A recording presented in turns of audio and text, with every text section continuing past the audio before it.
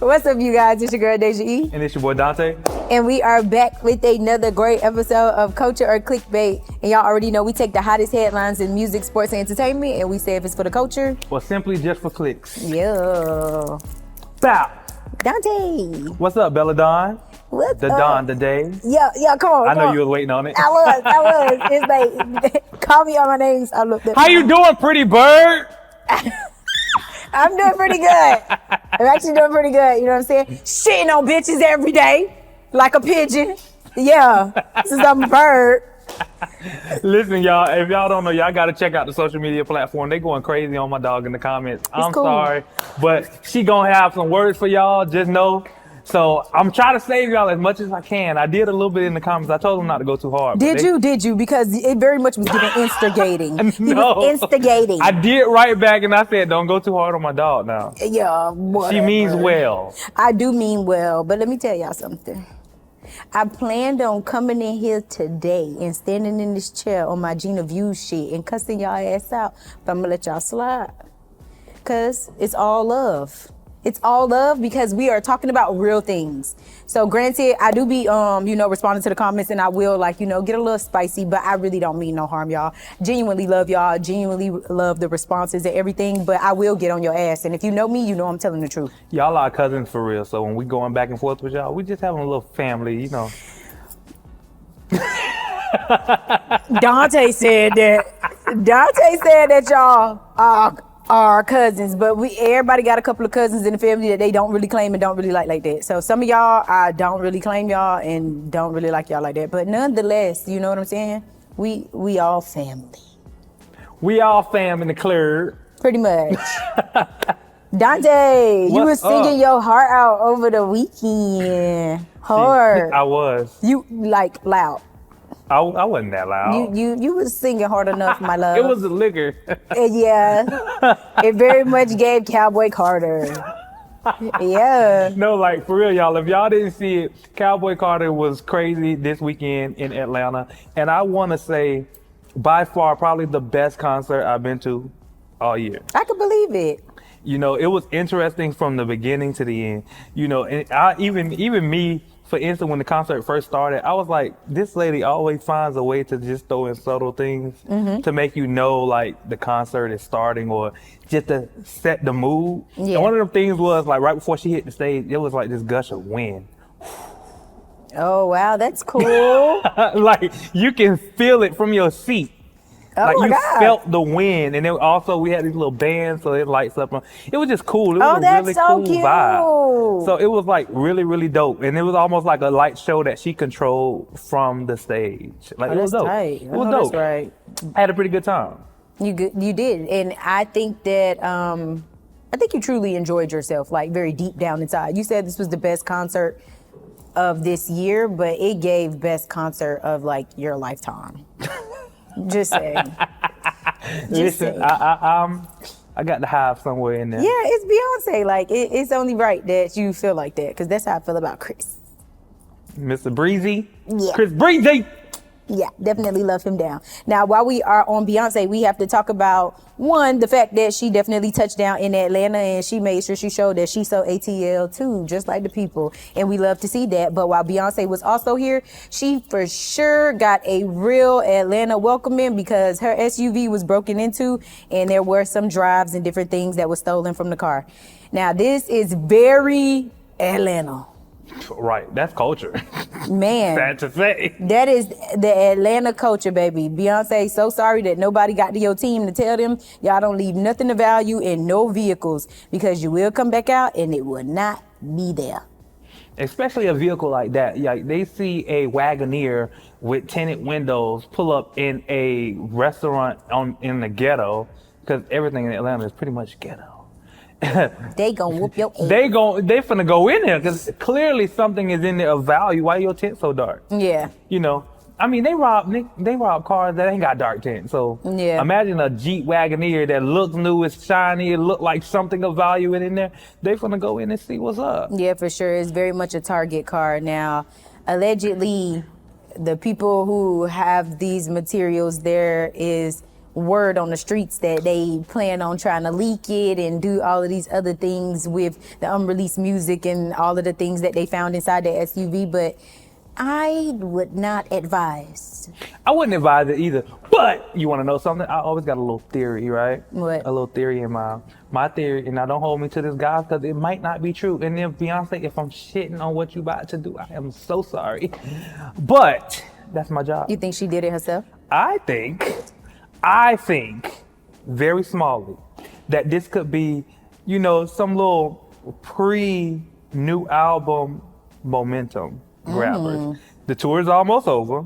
Okay. We're getting ready to go into a new era of her rock era, more than likely. I can see a new era. She's been dropping little hints here and there, even down to the stage. The stage was actually a guitar. And the first stage from Renaissance was a banjo.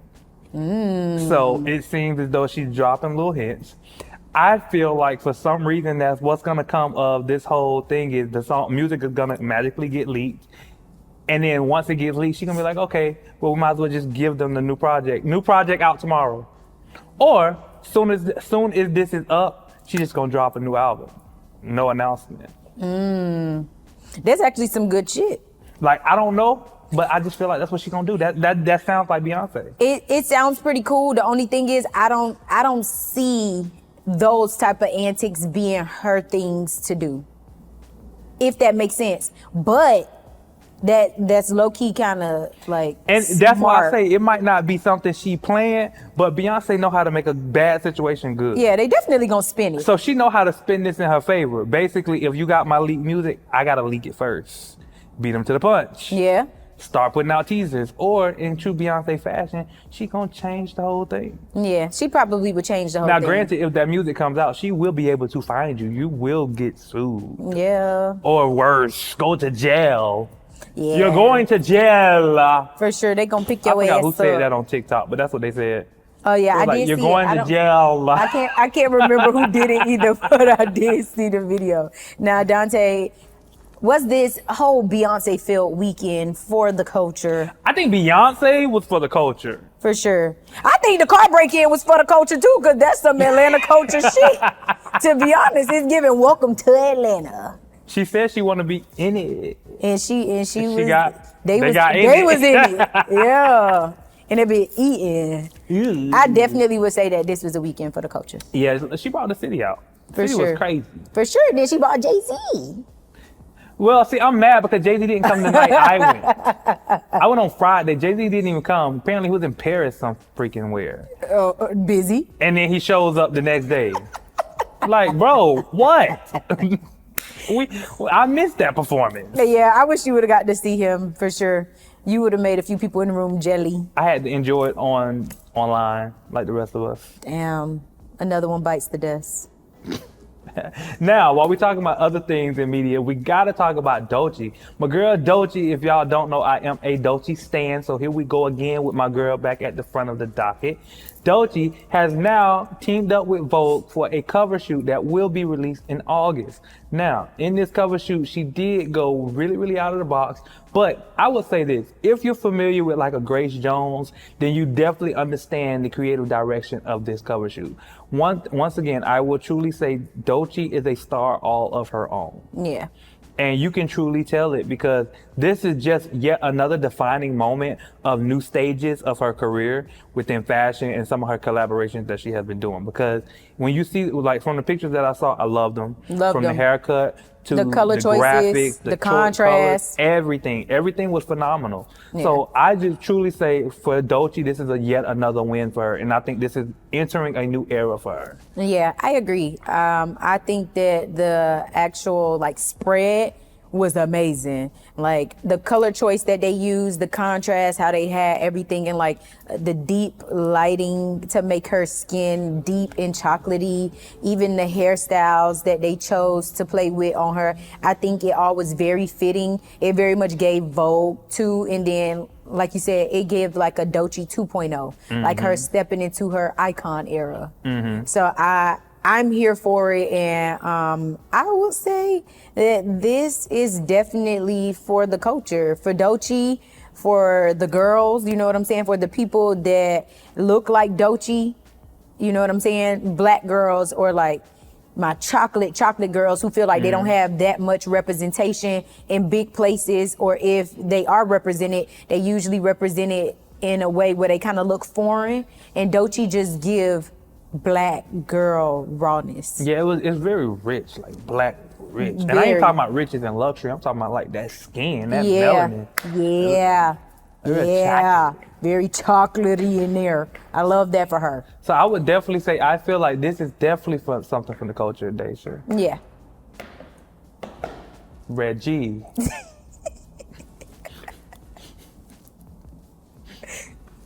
Now, when we talk about the girls that are for the culture, we also have to talk about Miss Angel Reese, because she landed the cover of 2K25. And let's just say that this is a win. I think that this is a major win for Angel, but you have some people who feel a little indifferent about this, because some people felt like Miss Caitlin Clark should have been the person to have this placement. Now, granted, Angel did take to her ex account to basically say it must sucks to be an Angel Reese hater, and I am with her when she's right, because right now it's just about simply clapping for the girl who made it, and the other young lady who did not make it, maybe better luck next year. Unfortunately, this is the year of the black girl, and hey, It's kind of unfortunate that everybody felt like it was their moment to come in and say, oh, she doesn't deserve this, she doesn't deserve that. Because I get it, right? She might not be your favorite, and she might not be the person you want to win. Yeah. But clap for her successes as well. For sure. Caitlin will get her time. she will. Angel Reese is bigger than basketball right now, and she's made that clear. Yeah. And she has placed herself in other arenas and other things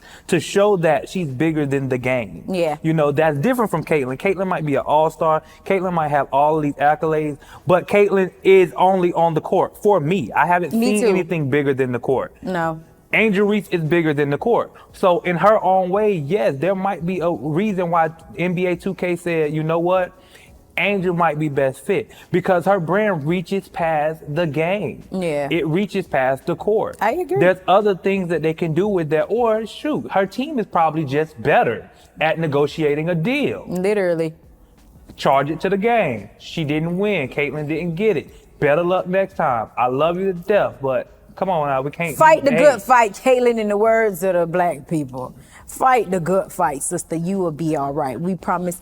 It might hurt right now, but I promise you'll build a bridge and you'll get over it. Now, Literally. along with this is also, so I don't know if you saw, but Mr. Robert Griffin III went on his social media platform and had some things to also say about Angel Reese. And he made some pretty bold statements and posted a repost of a cover that was made of her with a monkey on the front of it. Yeah. And that didn't sit too well with the people, especially Shaq. Yeah. So Shaq stepped in and he had some things to say. He basically told him if he posts another monkey, he will get punched in the face. You know, also coming back by letting him know that you are not of the culture. So Yeah. you don't know what Angel has to go through to get the wins that she gets. So don't do that to her. Yeah. You know, don't discredit her wins just because somebody who you wanted didn't win. Yeah. Is basically what he was saying. And I'm all for it. I'm with Shaq on that, because as he said, you are not of the culture, bro. No, Yeah. that's not your place to say. Yeah. Your black card revoked. Exactly. Well, you gave it up. Exactly. Low key. You know, so all in all, I just feel, I'm glad Shaq felt the need to stand up for Angel, especially as we all know he's supposed to be like a mentor to her. Yeah. So it was good to see him stand up for her, even though she was able to stand up for herself. Yeah. You know, it was good that she had somebody to say, I'm standing with you. Yeah. You know, you're not alone. I'm definitely here for Shaq saying something, because sometimes you need somebody to pull people card. Like, you talk a good game, but I promise you the next time you say something, I'm on your ass like white on rice. And I love that he did that, because sometimes you got to remind people like, hey, chill out. Not And I too didn't much. like that cover either with the monkey, because look how quick everybody made this whole thing about race. Yes, and it's like, it's not about that. It's really not. Angel is just simply making more noise in more ways than Caitlin is. Let's be honest, Angel is more marketable. She is. And then on top of that, like, we not in these rooms. And even bigger, I'm sure we have some form of representation, but I'm almost sure that we're not the masses that's in these rooms either. So with that being said, I mean, it seemed like a fair duke out to me. 9 times out of 10, she was chosen because something that she had stood out more than Caitlin Clark. And I could name a couple of some things that stand out more. I could. But hey, now I'm gonna say that this right here, It's for the culture. 1,000%. Now, while we're talking about the game of basketball and the love of basketball, we got to talk about Megan Thee Stallion and Klay Thompson. If y'all haven't seen it on social media, Megan Thee Stallion has been sighted out with Klay Thompson in some recent reels. Now, a lot of people started to speculate, are they dating? Are they not dating? Are they just friends? Well, it's clear that they're dating because now it has went from, oh, just a nice little video to Megan Thee Stallion and Le Boo Boos. Yeah. So, That her man bought for her. exactly. So, it's clear as day that they're dating, and I just want to say, Megan, congratulations on yet another happy relationship. I hope that it works, and I'm so proud of you. That's what Dante said. I'm gonna tell y'all what I got to say. I feel like Megan is one of those people that should truly keep whoever she dating off the internet at this point.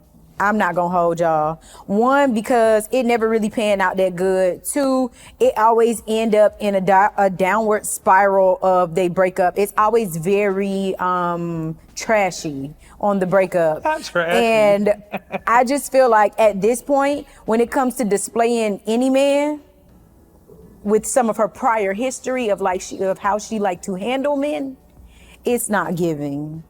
I really feel like she should just like keep her relationship stuff to the back, because don't push us a new nigga when we got a nigga that you got locked up.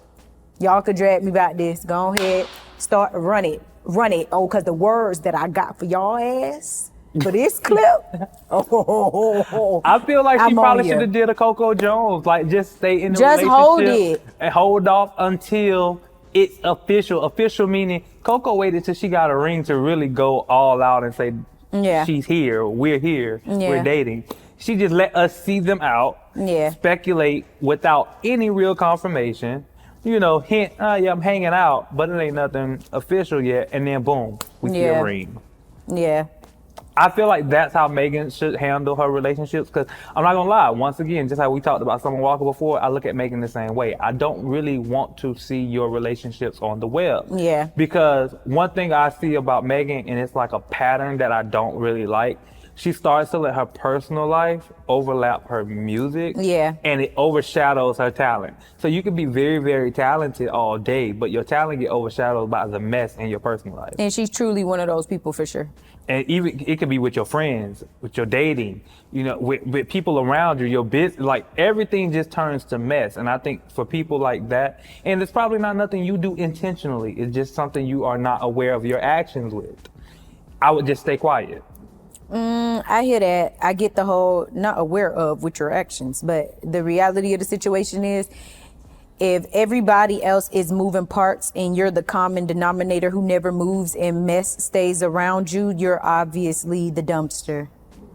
Like, no, like on some real shit. Like, wait, well, why the dumpster? No, because if stuff always happen around you, like if trash is always around you, you're obviously the big trash can. You gotta be, because you're the only part that does not move. Everybody else move. We change team members. We switch out people that we work with on different productions. You have probably a first leg, second leg, third leg, videographer, photographer, and all of that. But you stay the same. And mess seems to be around you. It's not that you have bad luck. You have bad self-awareness, or you have bad decision-making skills, or you just have bad judgment in general. True. So, again, my true advice would be, keep you and your man off the internet, because honestly, we don't care. Now, if you ask me about that, I would definitely say the Megan Thee Stallion and Klay Thompson clickbait all day. Clickbait, clickbait. Clickety click. Listen, now y'all, while we talk about little clickety clicks, this cameraman was just simply recording and doing his job, and we had Mr. Trey Songz attack him, okay? Y'all, I don't know if y'all saw the clip recently, but Trey Songz got into an altercation at a restaurant or lounge of some sort where he was, and the altercation started out with him and a woman exchanging words, and the video progressed where he ends up inside of the lounge or restaurant, and He then storms out very angrily and slaps the camera out of the cameraman's hands. Granted, the cameraman definitely had on some Ray-Ban Meta glasses, so he was able to still capture the whole altercation. The owner of the place did let Trey know, these are my people, you know what I'm saying? He don't mean no harm. And Trey said he don't give a damn. Now, Dante, with this whole situation, we do not necessarily know when it took place. This video just recently surfaced though, so we got to do some more deep diving and digging to try to see when this situation happened. But I'm almost sure that this is something that we will not hear the end of until it ends. I would just say yet again to another celebrity like Trey Songz, the same way I said about Megan Thee Stallion. Yeah. Have better discernment with one, who you are. Like, y'all, I think they forget they're celebrities. And I think they forget who they are as celebrities. Yeah. You know, it's not like you guys, and I can give Megan her props, because it's not like you guys are like small artists from down the street. You guys are household names. Yeah. So this means that people expect you to move in a different light. Yeah. And handle situations a little differently. And if you didn't learn anything from Chris Brown in London situation with the lawsuit, or anything with Megan Thee Stallion and the cameraman in the back of the truck lawsuit. Yeah. Trey, you done had your own level of problem. Yeah. Make sure you make better decisions, because now you done got into an altercation with this guy and it's on camera. That's a lawsuit for you that's possible can open.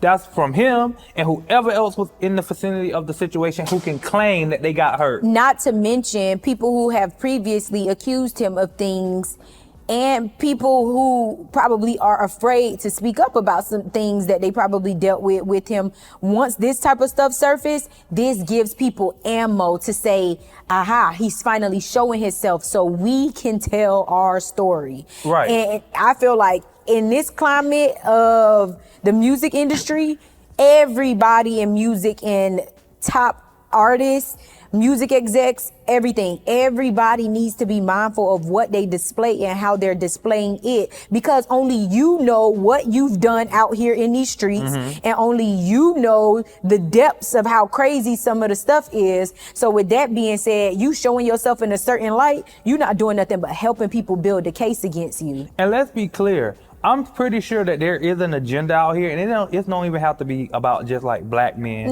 or taking black celebrities down. It's the whole idea that there is an agenda that says you're not above the law, and we're going to show you that. Yeah, for sure.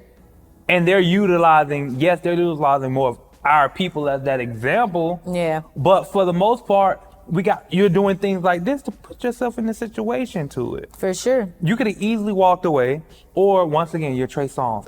Get somebody else to do it. Yes, literally. Y'all don't have like entourage people no more that do all the dirty work and stuff like that for y'all. Like y'all literally just say, fuck it, we ball, I'ma do it myself. I don't know what's going on, but you just got to be mindful. You genuinely just have to be mindful, because again, this stuff could come back to bite you in the behind, and I can foresee this truly coming back, because I'd be mad by my camera. Ain't no way I would have let that man slide up off of me. I would have swung. That man finna get you for the camera and his glasses. I would have swung. It would have been over with, because not my camera. First of all, me and my camera ain't do shit to you. You need to take it out on who you got the issue with. But he probably was mad at the cameraman because, again, like I said, the cameraman was recording and trying to adjust his angle to kind of like capture the exchange of words that had happened prior to whatever took place once they got inside of the place. So it's kind of like Trey probably already had his eyes on the cameraman, because he looking around like, this nigga capturing everything. So you was better off going to the cameraman after the fact and saying, "Can we have a conversation?" Yeah, you know what I'm saying? Literally. Slide him some money or something for the clips and keep it pushing. Exactly, but let's not fight the cameraman. No. But if you ask me, this whole situation with the cameraman situation, I will say it's clickbait. I'm not gonna give it cultural. It's a clickbait conversation to me. But the clickbait isn't like good or bad. It's just, it's clicks, really. So I will give this like a mashup, right? So for me, this is definitely clickbait, but what makes it cultural is all the things that we just laid out just now. Like, this is not the climate for you to be showing your ass with cameras out and attacking people and assaulting people in this all-time high space of taking down people who think that they are bigger than the law just because you have status and you have money. So I feel like that part of it is cultural. I agree. I can say that. Now, while we're talking about people and taking sides, we got to talk about Dr. Bryant and Mr. Paul Pierce. In a recent interview, Daysha, Paul Pierce did with Dr. Bryant, where he basically asked her about her relationship status, right? Mm-hmm. And he told her that, you know, you're single, and he wanted to know why.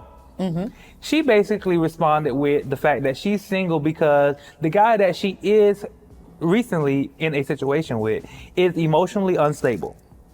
Now, he did rebuttal that by saying, I don't think it's that he's emotionally unstable. I think it's that you just have controlling issues, and that's why you are single, you know? And her, you know, her response to that was kind of just like kind of shutting that off, saying that it wasn't true. Now, if you ask me, here's what I would say, right? I do get in certain ways where Dr. Bryant is coming from. I can be in a romantic situation with a person and still not want to be in a relationship with you because you probably don't fit the standards of what I need for my life emotionally. You don't deal with situations properly. You mentally, you don't know how to communicate well. And also emotionally immature, you know, because unstable could mean many things. She kept it at unstable, so it's a broad definition there. There's really no direct detection of what she may mean by it, but if you sum it up by dictionary stance, then it could be any of those things. So if you ask me, yes, that's justified. I can deal with you on a sexual, you know, level. We can do what we do, but I ain't gonna never take you serious. She basically said auntie got needs. And they need to be met. Yeah, but that does not align with who she portrays to be to the media. I mean, who does she actually portray to be? The person with the answers. Literally, like all the time. So if you pay attention to every time we have seen her in the media, right? She's literally always speaking to somebody in reference to their relationship or their emotional maturity or availability or like their habits and different things that they do. And as a therapist, her job is to dissect these different things. I personally feel like I think Paul did a good job of running circles around her in this exact moment because it kind of showed her little pinch of hot girl, city girl-ness for real, because she also expressed that this young man is younger than her. He like in his like 30s, like early 30s or something like that. So he's one younger. So I think she's just experimenting there. She might be experimenting there, but we know that older women tend to like younger men. So that usually come in, usually when we flip the script, right, and it's a man that's dating a younger woman, it's usually the argument of, oh, well, you doing that so you can control her. So Paul flipped it on her and said, oh, so you dating Buddy so you can control him. And she basically confirmed that, yeah, in a sense, I'd rather be the person that's holding the leash than the person that's on the collar. And so let me ask you, what does that have to do with her being a therapist, though? How does the two correlate? Because as a therapist, if her job is to always have the answers, she has the answers. My answer is, I'm not dating you because you're emotionally unstable. She did have an answer. Granted, was it a good enough answer? No, because that's subjective. Cool, I'll go with that subjective, but at the same time, no, it's not. No, it's not. Not if you walking around coaching everybody on their lives and how they could be better in their relationships. This is my thing.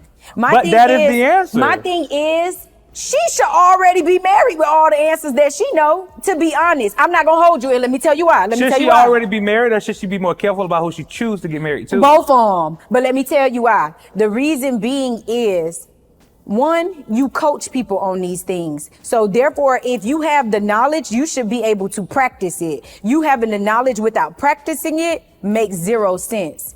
Second, I'm a firm believer. Practicing it, though? It's not really serving practicing it, because while you got a young boy who you don't really want to be with, you just want to hunch on him. That don't make sense. But you telling everybody else to not do that. Granted, that might be the space that she's in her life. So cool, we'll take it. But this is my thing. I'm a firm believer that at her age, there's no way with what she knows, how much she has studied and how much she has experienced, that she has not come across a great candidate for a husband and somebody to settle down with. It starts to turn into a conversation that's about herself. Unless those are things that she genuinely do not want, right? But I'm a firm believer that in a woman's life, you have met a man who could have been your husband, you either A, wasn't ready, maybe he wasn't ready. It could be the emotional thing, like you might not be emotionally mature enough. It could be a bunch of different things, but I think that women like to spew out the idea of, I just never met my husband. I never met nobody good enough to be able to deal with me. And I think that that is some of the deepest bullshit ever, because you have met somebody. You have. Unless you genuinely just have poor judgment of character and people, then okay. But we can't give Dr. Bryant that slap on the wrist because she is a studier of people. So when it comes to Dr. Bryant, this is what I would say, right? Is she a studier of people? Yes, that is true. Studier, not even a word, y'all. Right. Is she the person who's supposed to have the answers? Yes, that is true. But also, once again, in having answers and in studying people, that also makes her more cognitive and aware of her actions as well. Cool. So I'm pretty sure she's also sat down and put the mirror to her own face and say, you know what? I've realized in my life what I don't want and what I do want. And until I find it, then I will make the next move. Even if that means I'm being single and I'm helping other people get through their process, such as my example, a pastor. Just because a pastor is a pastor doesn't mean they have a bad past. I mean, not have a bad past. They could have been on drugs. They could have been in the streets. They could have been a rapist. We don't know. But at some point, they sat down in their life and said, I want to change and I want to make better decision making. And in doing better decision making, they became a pastor and they became the person to teach the gospel. Cool. The same for... I was just about to say. Y'all not gonna let me finish my statement, or y'all gonna cut me off? Shouldn't be so long-winded. I was just about to But say. it wouldn't have you having sex with somebody for 5 years and then tell them they're not emotionally stable enough. Yes, it will. If you was having sex with a girl for 5 years, even if you was in love with her. Because she also said in the statement that her and the guy have a transparent conversation where she stated she's had the conversation with him that she's not ready to be in a relationship with him. So in her case, in Dr. Bryant's defense, if she's had the conversation, an open conversation with this person, now it's on him to make the decision to leave. You're choosing to stay with a woman that already told you she don't want you emotionally because you're not emotionally where she needs you to be. She will be comfortable in what she has with you long as you comfortable until you get in your head that I'm worth more than that and you walk away. Okay, so she down with it. It's safe to say, to go back to my initial statement, which is Dr. Bryant is just living out her city girl era. But that And doesn't make that's what's happening. that doesn't make her bad. Her hot girl era. No, I never said it does make her bad at all. But the issue here is the fact that she tried to tiptoe around it. I want her to have the same level of command and dominance that she has when she's educating people on who they are and where they fall short. I want her to have the same confidence about herself and where she is in this space, because it is okay.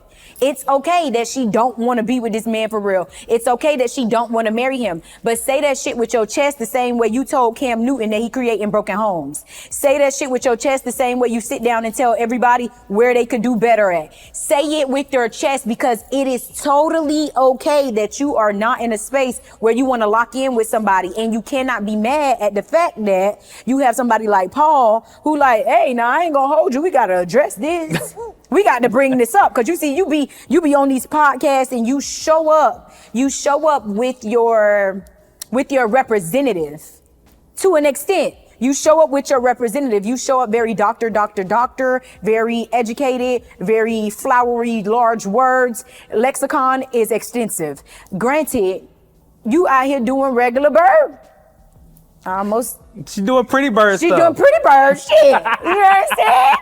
So it's just like, just stand on it. That's all I'm saying. Just stand on it. She tried to tiptoe around it, but then she got back in her bag when she told him, I'd rather be the person holding the leash than on the collar. I'll say it like this. I feel like she's still doing pretty bird stuff regardless. And it's just, I don't even think she did not say that to Paul Pierce. I just think Paul Pierce wasn't able to dissect what she said. No, she tiptoed. It goes It can against be perceived everything that you're way. preaching. And everything you're trying to teach to everybody. But I can respect it a lot more if she said, I ain't gonna hold y'all. I'm in one of them eras where I ain't practicing the shit that I'm telling y'all, but I do know what I'm telling y'all to be real. Or she just open up and say, look, it's good, and that's why I'm staying around. Cool, but she could have said that. She could have said that. She tried to keep it very Dr. Bryant-ish. Demure. Yeah, instead of just saying this is what it is. Let's go ahead and nip this in the bud. Granted, I think she tiptoed around it because it'll take away from some of her credibility about some of the things that she says. And I don't think that it should. I can say that. I don't think that it should because, again, just because you know something don't mean that you actually practicing it at this exact point in your life. She probably practiced it for a while and it didn't pan out to be what she wanted to be. Who knows what she truly has done? She could have been putting on the front this whole time. All in all. If you ask me, in some ways, I think say she's it with scared. your chest. In some ways, I think definitely scared. She has commitment in some ways, issues. I feel like she's just afraid. She's 40-something years old, dating a man that's younger than her, and basically is saying that, you know, like she hasn't come across somebody who is her husband yet. That's bullshit. Well, if you ask me, what do we say? Culture, clickbait. I think the conversation is very cultural because this conversation gets shoved down men's throats all the time. So I'm okay with the energy that Paul came at her with because sometimes you need to flip the mirror and show people their reflection so they can see how certain stuff feel. I'll give it cultural as well. I think it's a conversation that needs to be had. And you're right. I think Paul did a good job of making sure, okay, if that's your stance, I need you to stand on it. Yeah. And say it with your chest. That's it. That's all he said.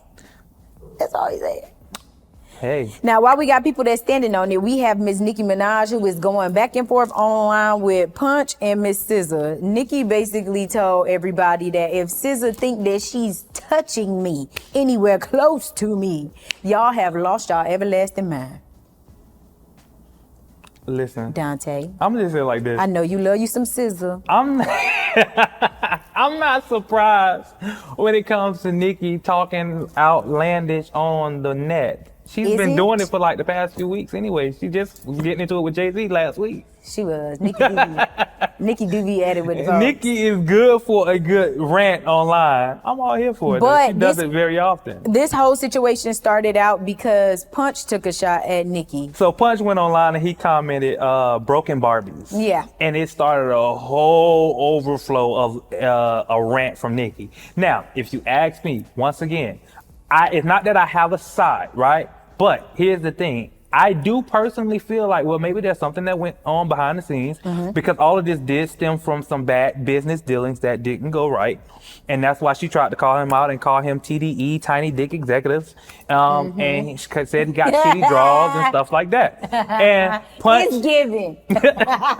Punch, that's why Punch hit her with the broken Barbies. I feel like behind the scenes, something at some point went wrong.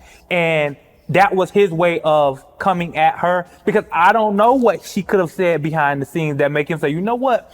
Yeah. Broken Barbies, you and your Barbie mafia, whatever they call, forget all of them. Yeah. So I feel like that was his whole thing. I think it came off as I'm protecting me now because I know she's finna hop online anyway. And SZA only came out of the sake of I want to protect my team. Punch, stay out of women business. Well, it started with him. It probably did. But why would you take it online like a little girl? He should have just left it amongst them because he know Nicki is going to drag. But even bigger, it's like, come on, you a man. That's girl shit. Like, let it die. You know what I'm saying? Whatever took place, let it die. To bring it to the internet where you know this lady likes to rant is insane. And then you got SZA drugging it. So she damn near just catching strays. SZA called strays for being loyal. You know what I'm saying? She technically catching strays, but if you really want to look into the facts of things, you know what I'm saying? Nicki didn't lie. Love SZA down. Really do. But SZA is not touching Nicki. No. And I like SZA, but no. Yeah, no, she's not. So y'all just literally gave Nicki the ammo to pop her shit on somebody else this week. But this time she popping her shit and it's actually pretty accurate. She not lying. Well, oh my God. So here's another thing I would say for Nicki. I just don't want to see Nicki keep going back and forth with people online. Me neither. I really want her to get off the fucking internet. I truly do. I want Nicki to really stand into her queen bag and be that. Yes. Be Beyonce to the bullshit. No, she should, because if you want to be technical of all female rappers right now, like Nicki is the top girl, whether people want to give it to her or not. Off of her Rolodex of music, down to the fact that Nicki could still come out with something right now. Nicki could not release music for a year, 2 years, 3 years at a time and drop music and it's gonna do numbers. So I think that she is one of them people that she do need to go a little bit more queen mode. You know what I'm saying? Like hands off, very like oblivious to a lot of the stuff that's going on online because it does take her down a notch. You know what I'm saying? I ain't gonna hold y'all. I'm real Cardi B to a comment too. So I will jump in there and I'll say something as well. But I can tell y'all, once I tap into a certain level of shit, I'm done responding to people, for sure. It just made me feel like there's a lot of stuff that's probably going on behind the scenes with Nicki, and that has happened to her where she just has a vendetta against everybody. Yeah. And now she's constantly attacking everybody. Yeah. So that's what I truly feel is really going on in her situation. Yeah. Now, Dante, would you say that this is for the culture or this is just some clickbait stuff? I would say yet again, this is just another clickbait moment Yeah. of Nicki Rants.com. Yeah, I agree. I agree wholeheartedly. But for this next one, we could go ahead and just let it be known this is strictly for the culture from the jump. Y'all, we have to talk about the fact that the CLIPSE released their album, Let God Sort Them Out, but even bigger, we have to talk about the rollout process of this album, which was just chef's kiss in the simplest, classic, like cleanest, hardest way possible. Like, I'm trying to think of all of the simple words that I can use to describe how great of a rollout these guys have had for this project. With It was hard. Wow, okay, yeah, that. With them being gone for 16 years as a unit. Now, I know when we were talking off camera, we were talking about how we basically just watched the CLIPSE take the original blueprint of how a rollout should happen and just display it all over again right in front of our face, from the things like them being in the right places at the right time, talking to the right people like Funk Flex, you know what I'm saying? People like Tiny Desk performances, but also having fashion collabs and going to sit down with Genius to break down lyrics. Like, they literally took the classic rollout process and just showed that it still works. They basically showed that if it ain't broke, don't fix it. But the reason why it's broke for some of y'all new artists is because y'all truly are trash. And that's all that boiled down to. It's truly very microwavable. It's truly very just something to hold people over. But with this CLIPSE project, they literally fed their core audience mind, body, and soul in this project. And I'll tell you this too. I think another reason why it works, right, is because they actually have a story. They have a story to tell, and they have a story that they experience. A lot of people are familiar of CLIPSE, and if they're not, you know, then they're probably in a newer generation who just probably wasn't in tune. Yeah. But for the most part, especially when it comes to the media, they know who they are. So them coming out and saying, all right, we need to do a press run, we need to be here, we need to do it on Tiny Desk, we need these brand collaborations, we need fashion print shows. It works because it's like, all right, we ain't heard from y'all in 16 years. This is, the culture needs this, the culture wants this.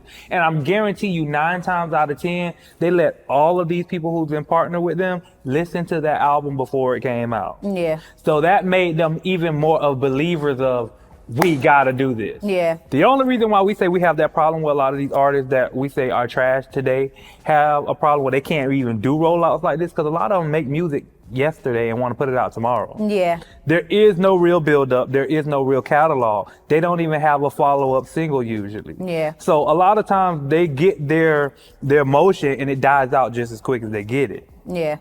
CLIPSE, on the other hand, showed us how to get it and keep it for longevity, because they did pre-release and post-release. Yeah, and they showed us the importance of building lasting relationships in the music industry, because just because you're not currently making music does not mean that you still don't have the connections that you need to have to get the job done once you decide to. So I know we've still heard stuff from Pusha T, you know what I'm saying? Like, I don't really think Pusha really ever took a real break from making music, whether he was on the side of dropping his own stuff or being on a feature or being on the side of producing. We have still heard from him, but them as a unit though, I'm not gonna hold y'all. I didn't know that their core audience was so die hard. Like, with all due respect, the shit Drake fighting for is what the fuck they got.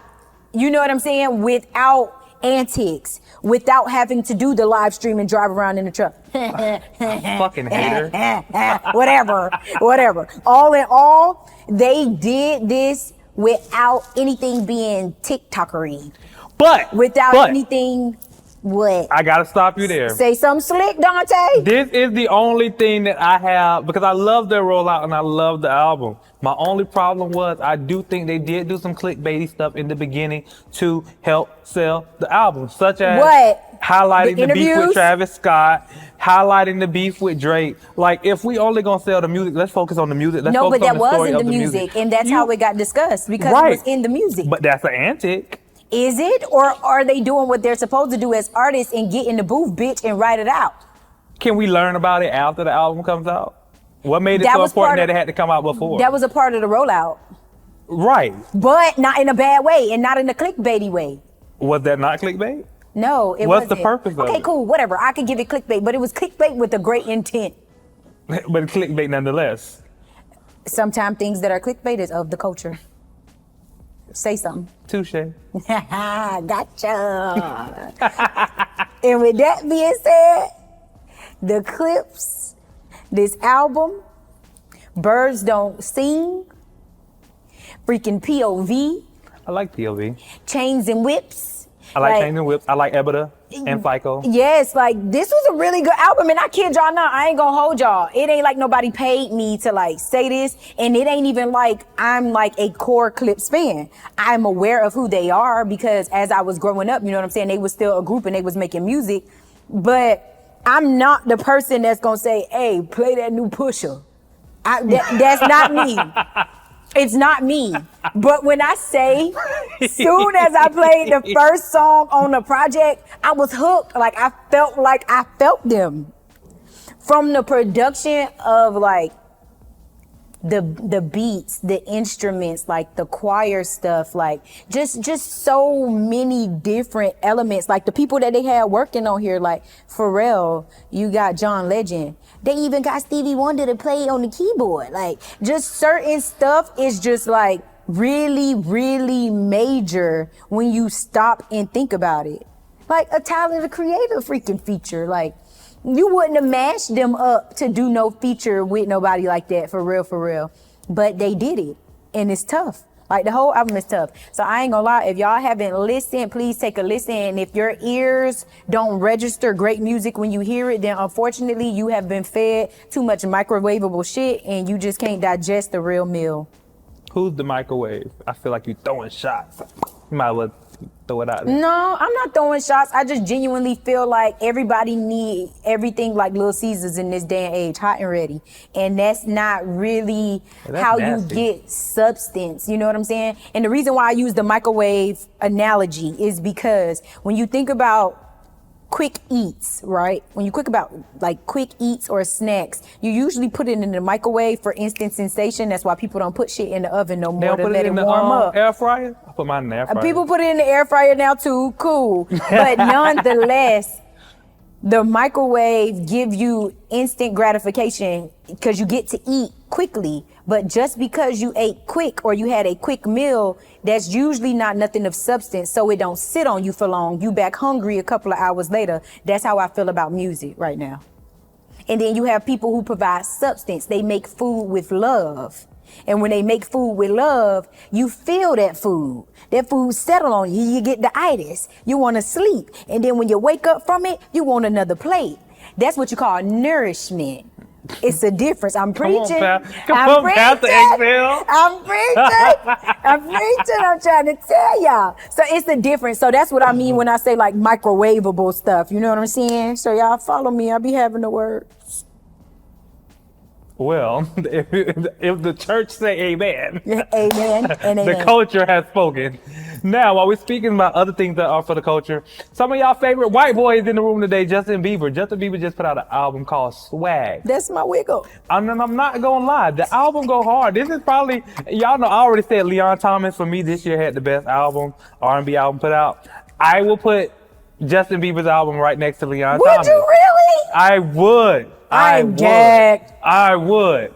Justin gave us pure blackness on this album, pure soul. It was soulful. I was here for it. I love the addition of Drewski. Me too. It made the interludes kind of funny. It did. So I was here for that. Way It Is one of my favorite singles. Way It Is. With Gunna? Yep. Sweet Tooth, Sweet Taste, something like that. But the It's one sweet something. The one with Sexy Red. Now, I love the record. I hated Sexy Red part. Oh, okay, and okay, Sexy okay, Red, okay, okay. I love you down. I love you to death. But I did not like you on that record. Yeah, no. And the only reason I say that because Remove her. That's nothing against Sexy Red. I feel like it was the wrong song. It was the worst song they could have ever put her on. Like she could have, if he would have put on Way It Is with Gunna, it probably would have made more sense. It probably would have flowed better. Because then their flows could have meshed over with each other. Yeah. But putting her on a sexy song that she didn't even do a sexy verse to. She didn't even try to really be sexy. Right. If she would have slowed it down and gave us something like that, that would have worked. But she didn't. She spoke in like her regular sexy voice. and when I say sexy, I'm not talking about tone. I'm talking her about sexy red her voice. sexy red vibe. Yeah. It didn't come off like the song was supposed to. If I put this on my sex playlist, her verse would have fucked up the vibe. Man, everybody stopping looking around like, what the hell is this? Right. Like, wait, what we doing? Stroke is done. Yeah, for sure. Now, another good thing that I found out though about this album is that a few of the records were originally for Chris Brown, which makes sense now when you listen to the album and you listen to some of the lyrics, you listen to some of the tones, you know, in the pockets. It's Chris Brown coded all the way, especially the one that sounds like Michael Jackson. I think it's All the Way, which is the first record. Yeah. So this is what I would say. I think that it was a really good project, right? My issue here, one, hated the Sexy Red collaboration. I say trash it. And the reason why I say that is because, for sure, cut the verse. The reason why I say that is because I think that's what happened when you prematurely put an artist who truly has not been developed on something in a pocket that they don't really know how to get in. And that's what messed up Sexy. That's literally what did it. I would say in reference to this project though, production wise, I don't feel like this was a high-end production, if that makes sense. Like, I don't know, the beats sound too far to the back or something, or like I feel like I got to turn it all the way up to the max volume on my phone in the car in order to really like feel it. I could be missing the mark now, opinion subject to change, because I took my word back on Mariah the Scientist, Burning Blue. The shit is burning the world up everywhere. I'm still singing it too. So Justin, I may retract on this, but as of now, for my first listen, I was not moved by the production side of things for this project. But I'm truly here for Justin Bieber. I'm truly here for this project. I am here for the people that decided to collaborate with him, because I don't know if you remember when he put the PSA out online, like any of my peers want to collaborate with me. I appreciate everybody that has collaborated with him. I appreciate him and Sexy Red's relationship, because they seem like they have the genuine, like, platonic relationship that they are building, where they truly enjoy each other and where she makes him feel good. And we love that for Justin right now, because it has been a lot of different things that everybody been speculating about, from like his mental space to where he is now as an artist. So overall, I'm here for it. Will I say that this album is for the culture? Another one bites the dust. God. It does. I don't know if this project is for the culture, but Justin, I promise you, I will give you a second listen. I will say this, two things. One, I am happy that he was able to kind of have the high that he's have had with this album, coming off such of a low moment with him and Scooter in the media these past weeks, from the lawsuit and all that stuff. So I think this album was good for him. And also there's a part of me that do believe that core fans really embraced it. One, because of the things that we know that Justin has been going through. I agree. So I feel like even that, and then we haven't heard from him in a while. We're talking about on a body of work, not just singles and features. Body of work. I feel like we haven't heard him since Sorry. Is it too late now to say sorry? No, it's been some stuff out since then. What else he put out since then? And you got that yummy on that yummy. Oh, Yummy did come out. Yummy did come out. Okay, yeah. okay, cool. We Right before COVID, like right around since COVID Yummy time. That little project. Yeah, and then he did a few features, but that was it. Yeah. So yeah, I would definitely say for me, Justin is for the culture. I love we add him to Justin. the culture. Justin as a being is for the culture. The project, pending. Pending. I'ma just go with pending. Now, while we talk about people in their music, we have to talk about Giveon as well, who dropped his new song, Beloved. Album. It's an album. Oh shit, take that from the top. And you guys, while we are talking about music, we have to talk about Giveon, who dropped his new album, Beloved. And Dante, I ain't gonna hold you. I ain't listening. Now, when we talk about Giveon, we talk about love. This is yet again when I tell you, R&B needs to make a comeback. R&B albums this past year was like mid. Leon Thomas done gave us a good one. Mm-hmm. Justin Bieber just gave us some hope. Questionable. Giveon gave us a project and an album that was worth to listening to. I would truly tell you that. Okay. But also, this is coming from an R&B head. Like, I like R&B. And I like good R&B music. I like stuff that makes me sing. I like stuff that makes me feel in my mood. Yeah. I like my moods. Giveon gave us moods. He gave us like this up and down motion of real, I ain't gonna say toxic, because it wasn't toxic, but some of it was toxic. It was just a story. And it was a good story to listen to. Yeah. So, I loved it. The album was great. I would give it cultural. Yeah. I can't give it anything because, again, I didn't listen. But what I can say is Giveon as a whole is an amazing artist. So I am going to take a listen. My biggest thing is you do have some people who have one of those tones that like, you have to listen to their music in a certain setting, right? I can see that. And I think that Giveon is one of those people. Like, again, I'm not going to say, hey, drop that Giveon. I'm not gonna say that. I'm not gonna say that. Granted, I would listen to that album while I'm like about to shower or I'm like in the tub soaking, got a nice little bubble bath, got some candles going. It's like, okay, play the Alexa, play that Giveon. Listen to Diamonds for Her Pain. Okay, I'm gonna listen. Giveon, I promise I will give you a fair chance. Right now, I can't grade the project because I didn't do my homework the way I should have. All right, guys, and that was another great episode of Culture Clickbait. Once again, I'm your boy Dante. And I'm your girl Doechii. And y'all know what we do. We take the hottest in sports, music, and entertainment, and we decide if it's for the culture or simply just for clicks. Yo. Y'all come back and see us, and make sure y'all follow the HBUC on Instagram and on YouTube. And then follow me at Bella_Don D. It's your girl. And follow me at Dante B. I am Dante Brown. Yeah. And we out. And we out. Peace.